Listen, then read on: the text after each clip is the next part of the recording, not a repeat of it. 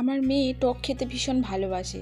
আর homeopathy ওষুধের জন্য কিন্তু টকটা খেতে পারে না, তাই বাড়িতে আজ একটু ওকে চানা বানিয়ে দেব। ও স্কুলে গেছে, স্কুল থেকে ফিরে এসে যদি দেখে যে টিফিনে ওর চানা আছে, ও তো ভীষণ খুশি হয়ে যাবে। আর স্কুল থেকে এসে না একটু হালকা ফুলকো না খেলে শরীরটাও খারাপ লাগে, রাত্রে পড়তে পারে না, তাই একটু হালকা খাবারই বানিয়ে দেবো।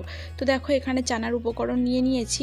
ছোলা ভিজিয়ে রেখেছিলাম সকালে, আর আলু সিদ্ধ করে রেখেছিলাম, টমেটো, শসা, কাঁচা লঙ্কা। আর টকের জন্য না তেঁতুলটা ইউজ করব না। আর আমি আমার হাজব্যান্ডকে বলতেই ভুলে গেছিলাম যে একটা পাতিলেবু আনতে।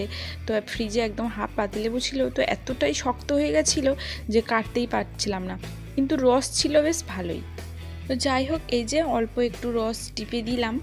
আর এই যে কাঁচা লঙ্কা দিয়েছি, আমরা শুকনো লঙ্কাটা সেইভাবে ব্যবহার করি না। আর যেহেতু এটা কাঁচা খাওয়া, তো ওই জন্য একটু সন্দক লবণটা ব্যবহার করছি, কাঁচা নুনটা খুবই অ্যাভয়েড করি।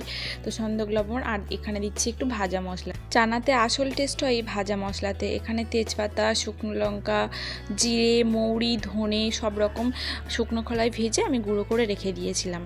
তো এই যে আমার চানাটা কিন্তু মাখিয়েও নিলাম, আর একটু টেস্ট করে দেখে নিচ্ছি যে নুন বা কোনো কিছু কম আছে কি না। তো দেখলাম একটু নুনটা কম আছে, আর ভাজা মশলাটাও একটু কম হয়েছে। তো তারপরে আবার একটু নুন আর ভাজা মশলা দিয়ে এখানে ওদেরকে বাটিতে বাটিতে করে রেখে দিচ্ছি, মানে আমার হাজব্যান্ড আর আমার মেয়ের জন্য। এই যে দুটো বাটিতে আমি তুলে আলাদা আলাদা করে রাখছি, ও এখনই চলে আসবে স্কুল থেকে, আর এবার আমি বসে খেয়ে নেব।